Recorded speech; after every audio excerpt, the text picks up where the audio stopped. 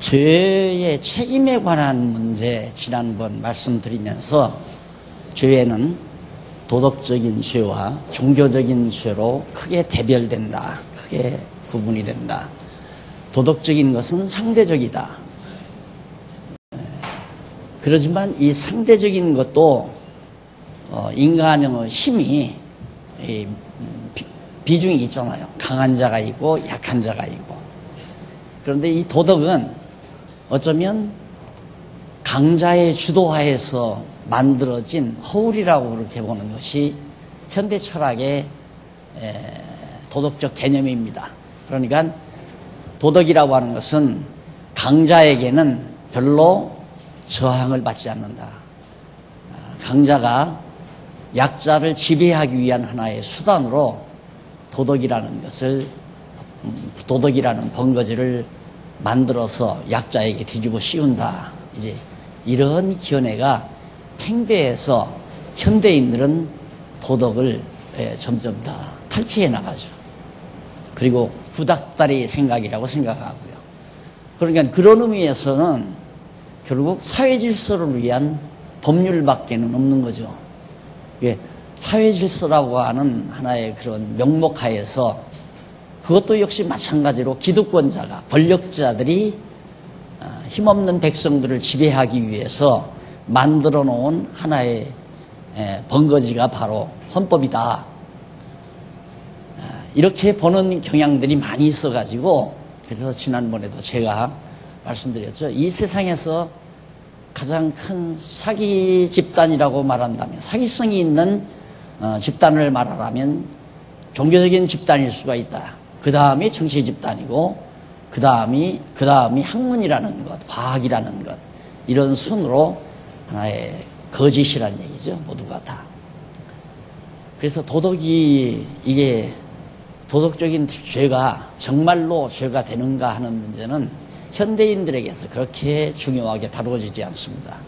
문제는 이제 종교적인 건데, 이것은 절대적이기 때문에 하나님과 인간 사이에서 인간이 하나님 앞에 범죄했을 때 그것이 죄로 규정이 된다. 죄를 범했을 때 하나의 죄책을 하나님이 인간에게 부여한다. 그래서 이제 죄의 책임 문제가 생기는 거다. 인간이 하나님에게, 약자가 강자에게 죄책을 만들어낼 수는 없습니다. 인간도 그러잖아요. 같은 상대적인 인간인데 A라는 사람과 B라는 사람이 둘이 존재하는데 A라는 사람은 힘이 강합니다. 모든 면에서 능력이 있습니다. 그러나 B라는 사람은 능력이 없습니다. 그럴 때 능력 없는 B라는 사람이 능력 있는 A라는 사람에게 책임을 돌릴 수는 없습니다. 그 이제 상대적인 입장에서 그렇다는 얘기죠. 그런데 절대적인 입장에서는 더더욱 그렇죠. 그렇기 때문에 죄의 책임이라고 하는 것은 당연히 절대자 하나님에게 있는 게 아니라 바로 우리 피조물인 우리 인간에게 하나님으로부터 주어지는 거다. 하나님이 책임을 안 지우면 책임이 없는 거고, 하나님이 책임을 지우면 책임이 있는 겁니다. 회사도 그러잖아요. 인간 조직사회도 높은 자가 약한 자에게 임무를 부여합니다. 당신 이거 일주일 이내에 이거 다 마무리해 놔. 이면 바로 책임이 따릅니다. 그거 다 못했을 때에는 이제 책임을 져야죠. 다 못한 자가 책임을 져야죠. 그런 의미에서 봐도 약자가 강자 앞에서 책임을 지는 것이 당연하기 때문에 하나님과 우리 인간 사이에서는 더더욱 더 말할 것 없죠. 절대관계니까. 그래서 죄의 책임이라고 하는 것은 하나님께 돌려질 수 없는 것이다. 그러나 대부분의 많은 사람들은 하나님이 선악을 알게 하는 과일을 만들어 놓고 인간으로 하여금 따먹도록 그렇게 놔뒀기 때문에, 왜 구태여 하나님이 그렇게 다 정해놓으시고 따먹고 타락하도록 해놓고는 그 책임을 인간에게 돌리는가, 이러고 이제 항거를 하죠. 그러나 우선 죄라고 하는 이 자체가 이런 도덕적인 것과 종교적인 것이 있기 때문에 종교적인 입장에서 하나님이 정죄하지 아니하면 죄가 안 된다. 그래서 이 부분에서 범법자, 범법자와 정죄자. 범법자는 인간이죠.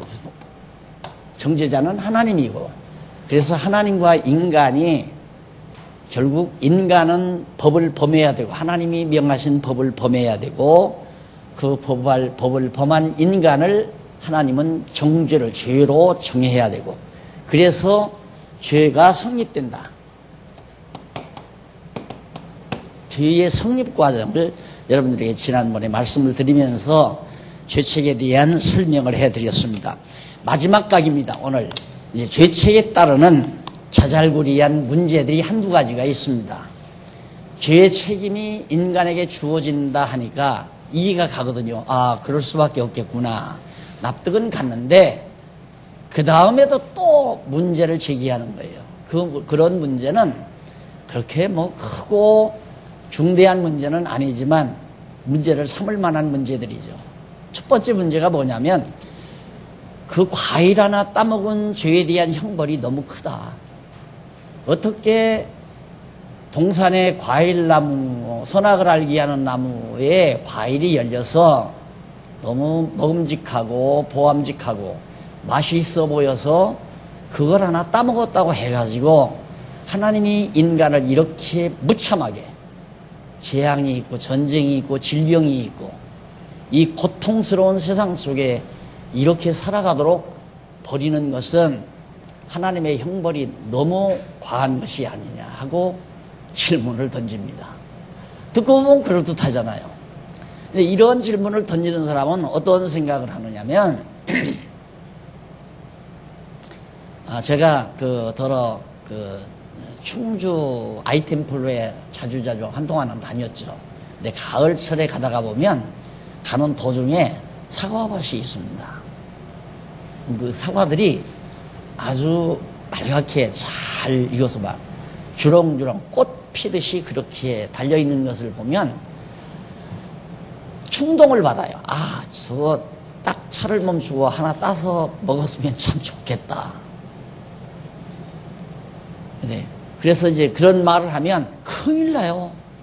그랬다가는 과거 누가 따먹은 것까지 전부 다 배상해야 한다는 거예요. 그리고 이제 엄포를 하는 말을 제가 듣죠. 물론 내려서 따먹은 적은 없습니다. 그러면 지나가다가 하나 따먹을 수도 있잖아요. 시장에서 또 먹고 싶어서. 그러면 인자한 주인을 만나면 들켰다 하십시다. 아, 제가 뭐 따다가 팔아서 이득을 보려고 온 것이 아니라 너무 사과가 맛있게 생겼고 목이 말라서 잠시 하나 따서 먹었습니다. 죄송합니다. 그러면 아이고 그럴 수도 있죠. 잘했습니다 하고 용서할 수도 있죠. 그런 정도로 생각하는 거죠. 하나님이 당신이 과일나무 심어가지고 빨갛게 보기 좋게 맛이 있게 잘 열린 걸 보고 어느 누구가 안 따먹겠나, 하나 따먹을 수도 있지 않겠나, 그런 간단한 일을 하나님은 왜 그렇게 복잡하게 인류 역사를 이렇게 만들어 놨는가 하고 문제 제기를 하는 겁니다. 근데 그 사람은 그러니까 그런 문제를 제기하는 사람은 너무 단순하게 생각하는 거예요. 선악을 않는 과일 하나를 따먹은 그 자체 행위, 그걸 보는 거죠. 그러나 문제는 어디에 있느냐면 실제로 그 행위가 중요한 것이 아니라 행위에 의해서 나타난 결과가 중요한 겁니다. 그 결과는 뭐냐면 선과 악을 알게 하는 과일이기 때문에 그 과일을 먹는 순간 바로 선과 악을 안다는 데 있습니다. 자, 그러면 여기서 범법자 인간과 정죄자 하나님이 각각 여기도 선악을 압니다. 선과 악을. 여기도 선과 악을 알고요. 각각 선과 악을 알아요. 그러면 여기에서 말하는 이 선과 악이라는 것은 가치 판단 기준이거든요. 가치 판단 결과거든요. 내가 볼 때 이것은 좋고 이것은 나쁘다 라고 자기가 기준이 돼서 결정하는 것이 바로 결과적으로 나타나는 게 좋은 거다, 나쁜 거다, 선하다, 좋을 선자, 나쁠 악자, 좋은 거다, 나쁜 거다. 그러면 내게 좋으면 좋고 내게 싫으면 나쁜 겁니다. 여기도 마찬가지죠. 인간도 자기에게 좋으면 좋은 것이 선이고 자기에게 나쁘면 나쁜 겁니다. 자, 그러면 우리 인간도 그러잖아요. A라는 사람과 B라는 사람이 각각 이제 서로 만나서 눈이 옵니다. 눈이 나리는데 B라는 사람은 눈 나리는 걸 좋아합니다. A라는 사람은 눈 나리는 걸 싫어해요. 왜 그러냐면 B라는 사람은 눈 나리는 것을 좋아하는 이유는 스키장을 경영하는 사람이에요. 스키장을 경영하기 때문에 눈이 내리는 것을 좋게 생각합니다. 그러나 B라는 사람은 스키장을 경영하는 것이 아니라 바로 스케이트장을 경영을 합니다. 스케이트장. 그럼 스케이트장을 경영하면 눈 나리면 안 되거든요. 눈 나리면 스케이트를 못 하잖아요. 눈 나리면 스키장은 좋죠. 그러니까 주관적이라는 얘기입니다. 쉽게 말하면 A라는 사람이 자기 주관으로 좋다 나쁘다 결정하고 B라는 사람도 자기 주관에 따라서 좋다 나쁘다 주장한다 이 말이죠. 그 말은 뭐냐면 인간이 좋다 나쁘다 결정 내리는 것과 하나님이 좋다 나쁘다 결정 내리는 것이 전혀 다르다 그 말이에요. 더 쉽게 말하자면 인간이 좋다고 하는 것은 하나님은 싫어요. 인간이 나쁘다고 하는 것은 하나님이 좋아해요. 그러니까 계명을 보면, 십계명을 보면 하라도 있지만은 하지 말라는 말이 있어요. 그 하지 말아라. 도둑질하지 말라. 거짓말하지 말라. 예, 도둑질하고 거짓말하는 것은 인간이 좋으니까 한단 말입니다. 왜? 자기에게 이득이 있으니까. 도둑질하면 자기 것 되잖아요. 거짓말하면 자기에게 유익이 있고. 그러니까 도둑질하고 거짓말하는 것은 인간에게 좋은 거지만 하나님은 그걸 싫어한다 이 말이에요. 여기에 문제가 생기는 겁니다. 그러니까 과일을 선악을 알게 하는 과일 하나를 따먹은 그 자체 행위가 중요한 것이 아니라 따먹고 나타난 그 결과가 중요하다 이거죠. 사실 인간이 처음 하나님께서 만들어 놓으셨을 때는 비록 성인이죠.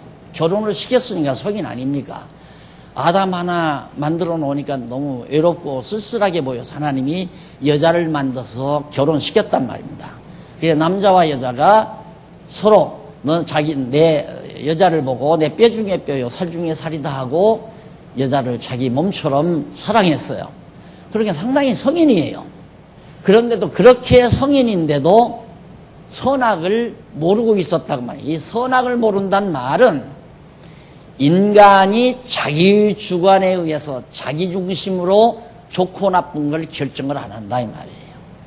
그러니까 마냥 우리 인간의 모습으로 보면 이제 천진난만한 거죠. 어제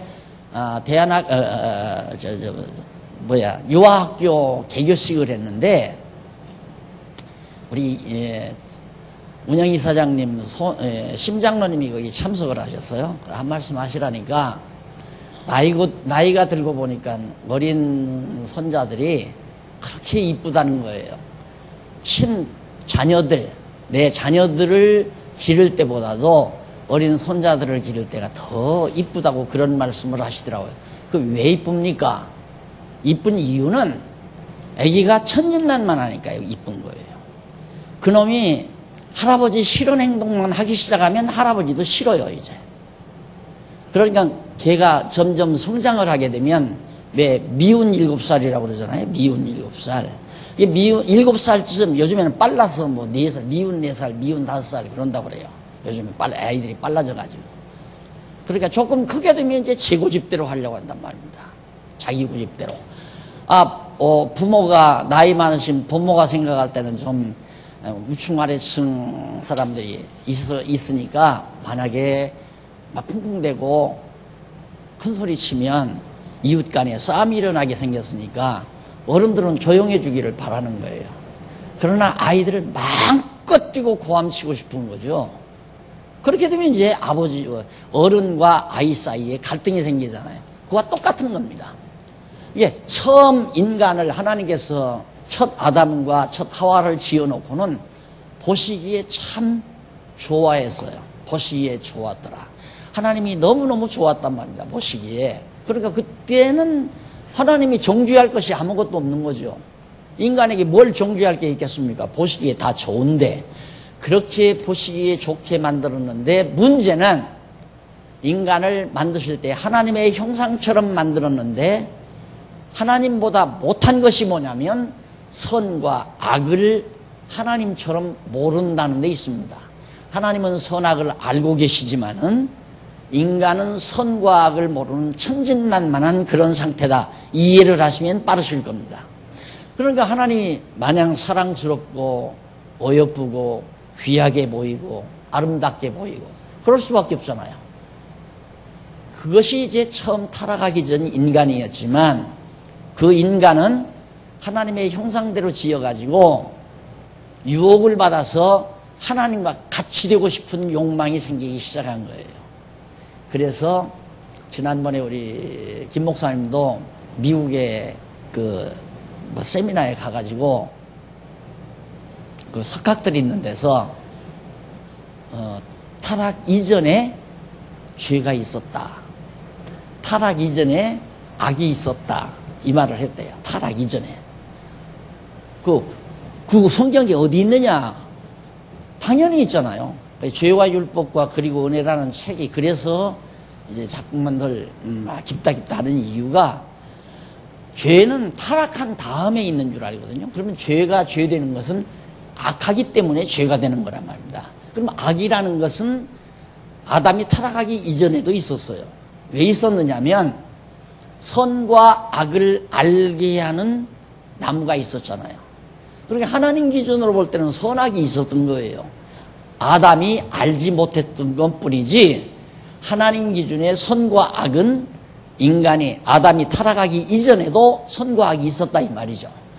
그런데 하나님이 그러면 싫어하는 게 뭐냐? 하나님이 타락하기 이전에 선과 악이 있었는데 하나님이 좋아하는 건 뭐고 하나님이 싫어하는 건 뭐냐? 기적에서 말하자면 하나님이 좋아하시는 것은 아담과 하와가 선과 악을 모르는 걸 좋아해요. 엄마가 이제 세댁 엄마가 이렇게 좀 살다가 보면 중간에 그런 생각이 든다고 그래. 저 아기가 안 컸으면 좋겠다. 한참 이쁠 때. 근데 점점 커지게 되면 이제 엄마의 속을 썩이잖아요. 이게 안 컸으면 좋겠다 했을 때는 그렇게 천진난만하게 그냥 항상 내 기쁨이 되줬으면 좋겠다, 그런 엄마의 생각이 있다고 그래요. 그런데 그놈이 커가면서 이제 지 고집대로 저 좋은 대로 행동하잖아요. 그러듯이 하나님이 아담에게 좋아하시는 것은 선악을 몰랐으면 모르는 걸 좋아해요. 하나님이 싫어하는 건 뭘 싫어하냐면 인간이, 아담이 선과 악을 아는 걸 싫어해요. 왜냐하면 선과 악을 알면 저 자기 중심으로 좋은 대로 살아가니까 하나님 저버리고 자기 좋은 대로 산다 이 말이에요. 여기에 이제 탕자 비유가 적용되잖아요. 탕자가 아버지 집에서 자라날 때에는 아버지의 기쁨이 됐어요. 아버지의 기쁨이 됐는데 이놈이 점점 자라다 보니까 아버지의 기쁨이 되는 게 아니라 자기에게 아버지가 거추장스러워요. 자기 하고 싶은 걸 아버지가 못하게 해요. 아버지에게 모든 걸 허락받아야 돼요. 귀찮은 존재가 된단 말입니다. 그러니까 이 탕자가 아버지 집을 떠나려고 그래요. 왜? 나 좋은 대로 살고 싶어서. 아버지 밑에서 나 좋은 대로 산다는 게 어려우니까 이 탕자가 아버지에게 재산 달라고 그래가지고 자기 좋은 대로 살려고 떠나잖아요. 그게 바로 타락한 인간의 모습이란 말입니다. 그러니까 아담이 선과 악을 안다고 하는 말은 하나님과 대적이 된다는 얘기예요. 그럴 거 아니에요. 하나님과 대적이 된다. 그럼 만약에 그 탕자가 아버지 집에 그냥 있으면서 아버지하고 계속 충돌이 되면 아버지하고 항상 싸움이 일어날 거 아닙니까?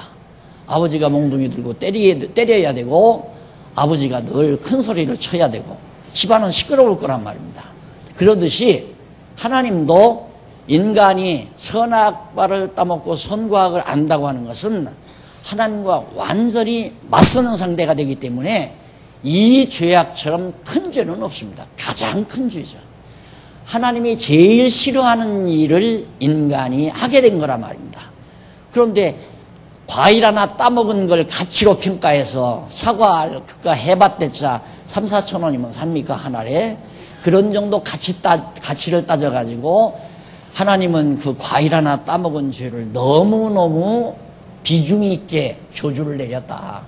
저주가 너무 크다. 이렇게 말하는 것은 죄의 속성을 잘 모르는 데서 그런 말이 오는 거다. 예, 아담이 선악을 알게 하는 과일을 따먹고 선과 악을 알게 됐다는 것은 하나님과 완전히 맞서는, 자기가 하나님이 되고자 하는, 자기 멋대로 살고자 하는, 자기가 주권자가 되고자 하는 아주 무서운 범죄를 아담이 저질렀다. 따라서 지금 타락 이후에 인간에게 주어진 저주는 무거운 저주가 아니다 하는 얘기예요. 됐죠? 그 다음 또 하나 이제 자줄구레한 문제 하나가 있습니다. 그게 문제가 정리해 보면 바로 이제 말했던 그거고, 첫 번째 그 다음은 거기 밑에서 140페이지 밑에서 다섯째 줄 중간쯤 보면 그 다음 나오죠. 그 다음은 아담의 죄에 대한 형벌이 너무 크다는 의미, 이게 지금까지 설명한 거네요. 그러니까 보시기에 좋게 지음받은 인간이 어떻게 타락할 수 있겠는가.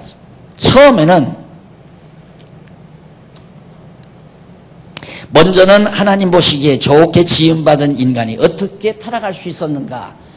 아까 말했죠. 아주 선하고 좋게, 하나님 보시기에 좋게 지음받은 아주 아름다운 아담이 어떻게 타락할 수 있느냐. 그래서 아까 그 말을 한 거예요. 하나님께서 인간을 지을 때 하나님과 같이 지었다고 그랬어요. 하나님의 형상 따라 지었는데 하나님과 인간 사이에 하나 공통점이 없는 게 있습니다. 다른 건 다 공통점이라고 볼 수 있는데, 공통점이 없는 게 뭐냐면 형상 따라 지었으니까 선과 악을 모른다는 데 있다는 거죠.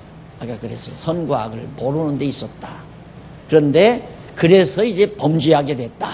그런데 그 죄가 뭐가 그렇게 크냐? 그 죄는 하나님과 맞서는 행위이기 때문에 참으로 큰 죄악이다 라는 얘기를 지금 말씀을 해드린 겁니다. 그래서 이 죄책에 따르는 두 가지 자잘구레한 문제들, 아름답게 지어놓은 인간이 어떻게 타락할 수 있는가 하는 문제하고, 그 다음 그 문제는 하나님과 같이 지었기 때문에 자기도 하나님과 같이 된다는 데 유혹을 받은 거죠. 뱀이 와서 처음에 유혹할 때 내가 이 과일을 먹는 순간 하나님과 같이 된다, 눈이 밝아져서 하나님과 같이 된다, 이 말에 넘어가 버렸잖아요. 그러니까 하나님과 같이 되려는 욕망 때문에 결국은 빠져든 거죠. 자식이 아버지 닮는 건 당연하잖아요. 자식이 아버지를 닮듯이 하나님께서 지어놓으신 인간도 하나님을 닮았죠. 닮았지만 아직 아버지처럼 세상 만사를 정확하게 분별할 수 있는 능력은 없는 거죠. 어리니까. 그래서 처음 지음받은 아담은 천진난만한 상태의 그런 모습이었다. 선악을 모르는, 자기중심으로 좋고 나쁜 것을 선택하는 게 아니라 아버지 좋으신 뜻대로. 그러니까 아까도 말했지만 어린아이는 만사를 다 좋아하잖아요. 어린아이가 엄마 품에서 울어도 이쁘고 웃어도 이쁘고 잠자는 것도 이쁘고 응아하는 것도 이쁘고 다 이쁘잖아요. 하는 짓마다 다 이쁘다 이 말입니다. 그런데 커놓게 되면 하는 짓마다 미흡잖아요. 왜? 지 좋은 대로 하니까. 그와 똑같은 그런 상태로 여러분들이 이 아담 타락의 문제를 이해를 하시면 얼마든지 문제에 대한 해답을 넉넉히 이해할 수가 있고요. 또 그 문제가 문제로 남을 이유가 없다는 얘기가 되는 겁니다. 그래서 이제 이 두 가지 문제가 다 정리가 됐기 때문에 우리가 결론적으로 우리가 정리해 보면 143페이지 밑에서 6째 줄 바꾼데, 한 줄 떼어서 줄 바꾼데 나오죠. 결론적으로 기독교 예정론에 있어서 최종적인 문제가 또 하나 남아있어요. 이제 아까 제기되는 문제 말고 최종적으로 하나 남아있는 게 있는데, 이게 상당히 무거운 제목이죠. 그게 뭐냐면, 하나님께서는 무슨 목적으로 우주를 창조하시고 그 안에 인간을 지으셔서 덜어는 버리고 덜어는 선택하여 지옥으로 보내고 천국으로 보내는 것일까라는 그런 문제입니다. 이게 이제 대부분 이제 공부를 하다 보면 이제 여기까지 대부분 옵니다. 여기까지는 보편적으로 오죠. 일단 예정론을 얘기해서 여러 가지 문제들을 해답을 해주고 설명을 해주면 그 하나님은 왜 그러면 그런 일들을 하시느냐 하고 여기까지 옵니다. 그럼 이걸 해결하고 나면 그 다음 어디로 가냐면 영원 세계에 대한 대로 진입을 합니다. 어제도 공부하시는 어느 분 하나가, 다른 교회 나가시는 분 하나가 오셨는데 영혼에 대한 얘기를 물어요. 아, 이 양반이 이제는 상당히 전진을 했구나. 공부하는 그 과정이 상당히 전진을 했구나. 이제 아직도 뭐 공부하면서 자유지가 어떻고 뭐 또 인간의 책임이 어떻고 죄가 어떻고 이런 정도면 아직 멀었죠. 근데 조금 중간쯤 나가게 되면 그럼 하나님은 이런 일을 왜 하느냐고 묻습니다. 그래서 상당히 조금은 올라섰다는 얘기예요. 그 질문을 보면. 그다음 마지막 질문은 이제 영혼 세계로 진입합니다. 그러면 이제 그 사람은 상당히 지금 연구를 많이 한다고 그렇게 볼 수가 있습니다. 그럼 우선 여기서 정리해야 하는 것은 하나님이 뭐 때문에 뭐가 부족해서 천지만물을 이렇게 다 만들어 놓고 거기에 인간을 지어 놓고 또 인간을 예정하고 지옥 보낼 자 지옥 보내고 천국 보낼 자 천국 보내고 그렇게 하시는 이유가 뭐냐. 그 이유를 우리는 쉽게 그렇게 말을 합니다. 대부분 많은 사람들이 좀 공부했다는 사람들이 대부분 쉽게 영광, 하나님의 영광 선포다. 하나님 당신의 영광을 선포하기 위해서다. 오늘 여러분 기독교 과학 들으셨죠? 우리 곽경도 강사님이 이제 그 기독교 과학을 써나가실 때 이제 책을 쓴다고 하실 때 이제 우리 연구원들이 둘러앉아서 이제 서로 이제 토론을 하고 담소를 했는데 초벌 이제 원고가 나와가지고 그래서 기독교 과학의 정의, 기독교 과학을 어떻게 정의를 내릴 것이냐 이런 거죠. 간단하게. 기독교 과학은 과학이라는 게 하나님이 창조하신 모든 피조물에 대한 바른 인식을 하기 위해서 연구하는 작업 아니에요. 그걸 과학이라고 그러거든요. 이게 하나님이 만들어 놓으신 모든 우주 만물, 하늘이나 땅이나 모든 인간이나 모든 물질 이런 모든 것들을 연구해서 그 원리를 찾아내려는 학문을 과학이라고 한다면 우리 기독교 과학은 하나님이 만들어 놓으신 모든 만물을 통해 나타내신 하나님께서 드러내셨다. 뭘? 당신의 영광을 드러내셨죠. 하나님의 영광을 드러냈다. 근데 영광이란 말을 우리는 아직 이제 개념 정립이 잘 안 되잖아요. 그래서 내가 빨리 강론집을 쓰고 나면 영원이란 무엇인가, 영광이란 무엇인가 가장 핵심적인 용어가 남아 있습니다. 그래서 그건 오래전에 몇 번 붓을 들어 쓰려다가 남겨뒀어요. 왜 그러냐면 제가 경험을 했거든요. 중간에 제가 좀 너무 오버해서 이렇게 드러냈더니만 중간 과정은 공부 안 하고 거기에 매달려가지고 막 서로 도표를 그리고 설명을 하고 해가지고 난리를 치는 내가 그걸 봤어요. 토론만 막 벌리면서 이건 아니다. 그래서 아직 그걸 쓰다가 그냥 중단하고 한 권을 남겨놓고 있습니다. 무엇인가 한 권을 더 쓰려고 하는 걸 남겨놨는데 영광이란 뭐냐면 하나님의 모든 능력이지요. 지식의 능력, 하나님의 지식의 능력, 솜씨의 능력, 하나님의 모든 감정의 능력, 하나님의 뜻, 계획, 그의 모든 사역의 능력 이런 것들을 우주 만물을 만들어서 운행하심으로 드러내 보이는 겁니다. 그걸 보면 하나님의 영광이 드러나는구나. 예를 들어서 아침에 태양이 떠서 저녁에 태양이 뜨는 게 아니죠. 태양이 돌고 지구가 돌면서 우리 눈에 태양이 뜨는 것처럼 보이고 태양이 지는 것처럼 보이지만 태양과 지구가 함께 운행하면서 나타나는 현상이죠. 그런 현상들 속에 하나님의 솜씨가 대단하시다. 오늘 또 여러분 들었지만 지구와 태양의 거리가 조금만 가까워도 새카만 숯덩어리가 될 거고 우리들도 이 세상에 아무 생물이 없죠. 다 뜨거워서 타가지고 조금만 멀어져도 전부 다 동태가 될 거고요. 그렇잖아요. 그런데 하나님이 적당한 위치에 놓고 또 이 지구를 완전히 포로 싸가지고 태양의 그 무서운 저주의 요소들이 인간들이 사는 지구 속으로 직접 들어오지 아니하도록 그렇게 다 마련해서 인간이 이렇게 살아가도록 동산을 만들어 놓고 인간을 지었다고 하는 것은 그 하나님의 솜씨가 대단하잖아요. 그러니까 참 아름다워라. 주님의 세계는 주님이 만드신 그 솜씨의 세계가 너무너무 아름답다. 그래서 우리는 하나님을 찬양하잖아요. 그래서 과학도 마찬가지로 하나님이 지으신 모든 만물 속에 드러내신 하나님의 영광을 우리들이 발견하고 찬양하는 데 있다. 과학의 목적. 그 과학의 정의는 영광을 발견하는 데 있고 목적은 영광을 보고 하나님 찬양하는 데 있다. 너무 간단하잖아요. 우리 기독교 과학 정의와 목적이. 자, 이렇게 해서 이제 영광 선포란 말을 그런 식으로 이해하는데 하나님께서 이제 설명 다 된 거예요.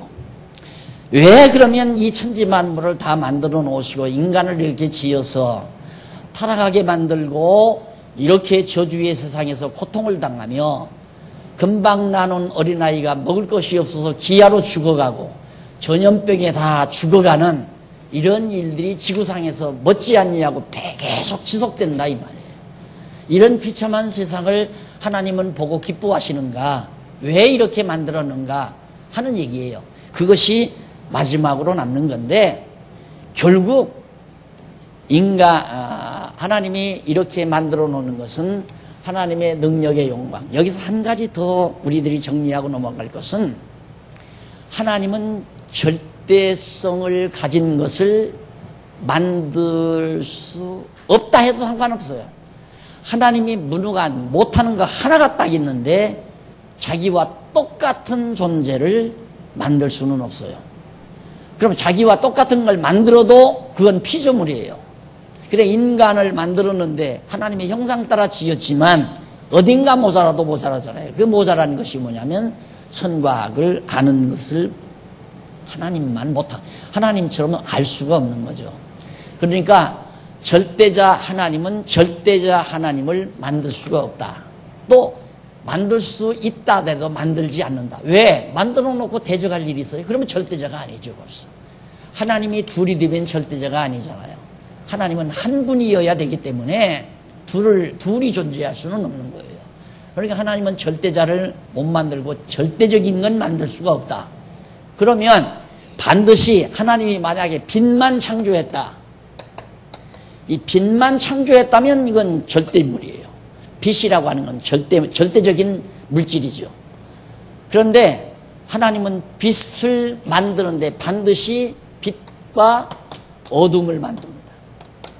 이게 상대적인 거예요. 하나님의 피조물은 전부가 다 상대적이에요. 어느 것도 상대적이 아닌 게 없습니다. 이게 이제 하나님의 섭리이기 때문에 하나님의 이런 놀라운 능력과 솜씨의 영광을 드러내기 위해서는 하나님이 작업을 하셔야 되잖아요. 그러면 이걸 왜 드러내는가? 이것이 궁극적으로 보면 학술적인 용어, 우리 연구원에서 만든 학술 용어로 표현하자면 하나님의 존재 방식이에요.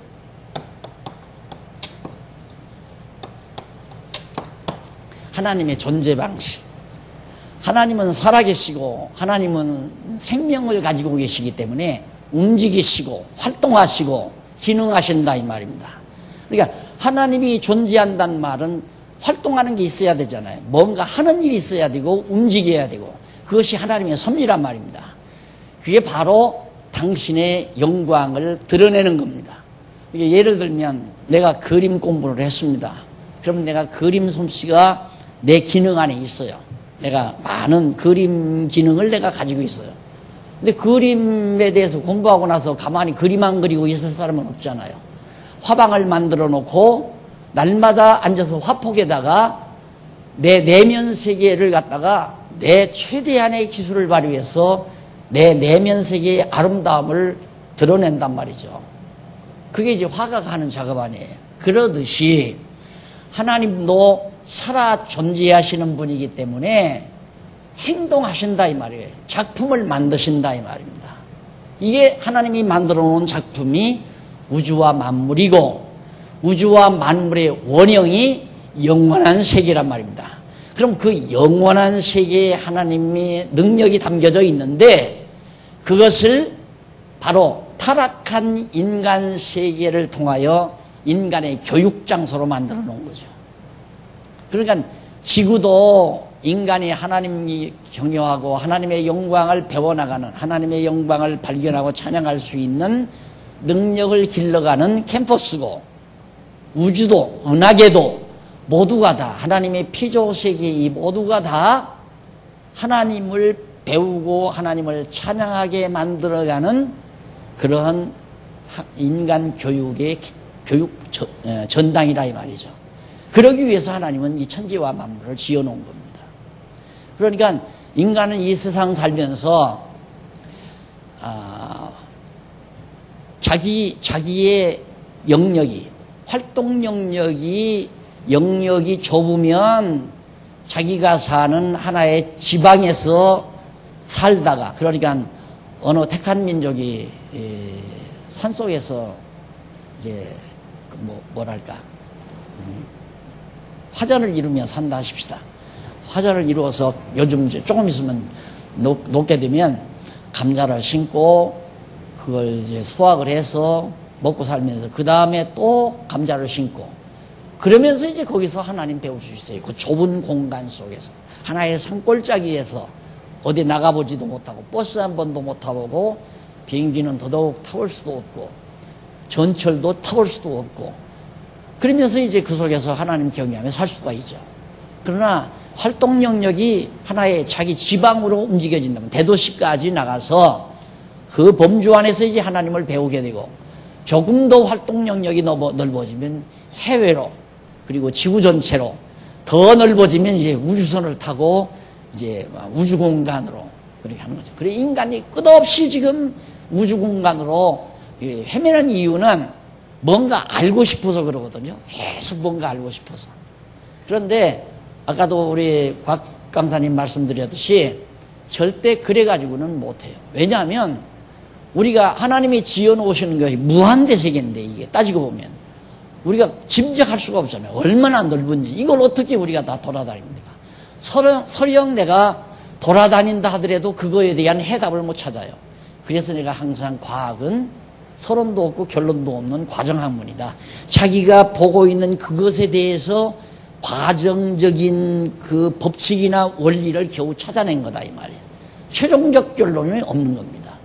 그런데 과학이 절대 진리인 양 자꾸 말하니까 사기다 이 말이죠. 그게 진리가 아닌데 자꾸 진리라고 하니까. 그러니까 그런 방법으로는 우리가 하나님을 몰라요. 그래서 하나님이 성경을 주신 겁니다. 이 성경을 통해서 우리는 지구를 설명할 수 있고 성경을 통해서 태양을 설명할 수 있고 지구를 통해서 우주를 설명할 수 있고 지구를 통해서 인간을 설명할 수 있고 지구를 통해서 역사를 해석할 수 있는 이런 엄청난 진리의 보고가 성경에 담겨져 있기 때문에 성경을 통해서 우리는 하나님이 지어놓으시고 섭리하시는 온 피조세계의 모든 만물을 통하여 하나님의 영광을 보게 된다. 그래서 여기 혹시 문학을 전공하시는 분이 있으면 아주 쉽습니다. 기독교 문학도 아까도 곽 집사님 말씀하던데 곽 강사님 말씀하던데 우리는 이 지구의 아름다움, 꽃을 보면 꽃을 노래하잖아요. 일반 문학이라고 하는 건 꽃 자체를 노래해요. 근데 꽃이 찬양을 받을 만한 존재가 아니거든요. 꽃이 찬양을 받아서는 안 돼요. 근데 우리 기독교 문학은 꽃을 피게 하신 하나님의 능력의 영광을 찬양합니다. 그러니까 우리가 성경을 통해서 지금 아주 줄기차게 작업을 해나가지만 이 종합학문, 기독교 종합학문을 우리가 해나가는 건 이런 원리가 너무 분명하니까 우리는 가능하다. 뭐든지 지금 접목만 하면 돼요. 접목만 시키면 하나의 줄기가 연결되는 하나의 학문체계로 정리가 가능하다. 그래서 지금 캐나다 계신 경제학 교수가, 경제학 박사가 여기 와서 이제 성경신학을 좀 같이 접해가지고 함께 세미나도 하고 토론을 해서 기독교 경제학을 당신이 하고 싶은데 우리 지금 게스트하우스가 준비가 안 돼가지고 안 돼요. 그래서 다음 주 아마 할지 모르겠는데 게스트하우스를 우리 재단 이사 측에서 좀 돈 아무래도 좀 드려야지 않겠어요? 좀 정리를 하자면 여기. 그래서 그게 결정이 되면 해서 오시면은 우리는 얼마든지 이렇게 조화를 이루어서 해나갈 수가 있습니다. 그래서 이제 마지막 예정론에서 마지막 최고 문제가 됐던 하나님은 그럼 무엇 때문에 천지와 만물을 지어놓고 인간을 그 속에 창조해서 인간으로 하여금 타락하게 해가지고 누구나 정말 고통 많은 이 세상, 정말 보기 짜증나는 일들이 비일비재한 이 세상, 이런 세상을 하나님은 모른 척하면서 이렇게 진행되도록 해 가실까? 이거에 대한 해답을 바로 이렇게 우리는 찾아가는 겁니다. 그래서 이것을 통하여 하나님은 밝은 역사도 주관하실 뿐만 아니라 어두운 역사도 주관하시는구나. 천국만 창조하시는, 천국만 섭리하시는 게 아니라 지옥도 섭리하시는구나. 사는 것만 섭리하시는 것이 아니라 죽는 것도 섭리하시는구나. 이것이 하나님이 지어놓으신 상대 세계입니다. 절대 세계를 하나님이 지어놓지 않는다 이 말이에요. 그래서 하나님의 나라도 절대적인 세계가 아니라 천국과 지옥이 있는 세상이다. 그걸 우리가 조금 더 당겨가지고 우리의 생활 속에 적용을 시킨다면, 내가 사는 집이 깨끗하려면 쓰레기장이 있어야 되잖아요. 서울 시내 지금 고민거리가 뭡니까? 서울 시내에서 나오는 쓰레기를 매립할 장소가 없어서 고민하고 있잖아요. 쓰레기 매립장이 있어야 서울 시민들이 깨끗하게 살 수 있는 환경을 만들어 가듯이 하나님께서도 지옥을 만들어 놓아야 정말 하나님의 택한 백성들이 아름답게 살 수 있는 천국이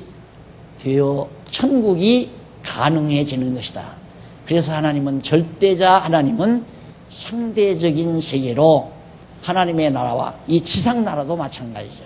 그래서 때로는 평화가 유지되기도 하고 때로는 전쟁이 일어나기도 하고, 이런 과정을 통해서 하나님은 어둠과 빛을 다 주관하신다.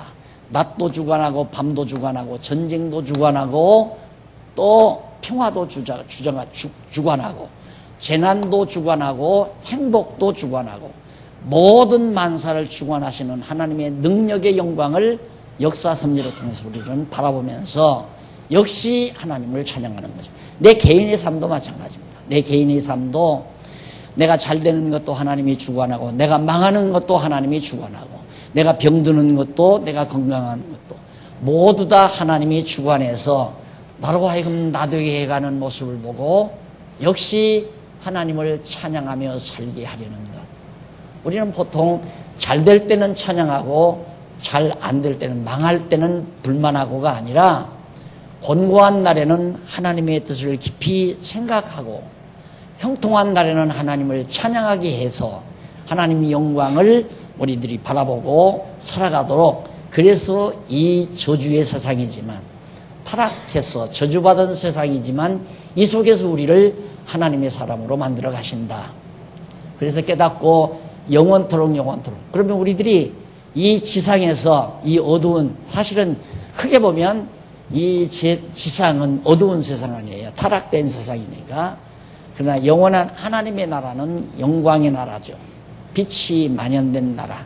그래서 이 어두운 세상에서 살아본 우리 인간들이 빛의 세상의 기쁨을 알 수 있는 것이다.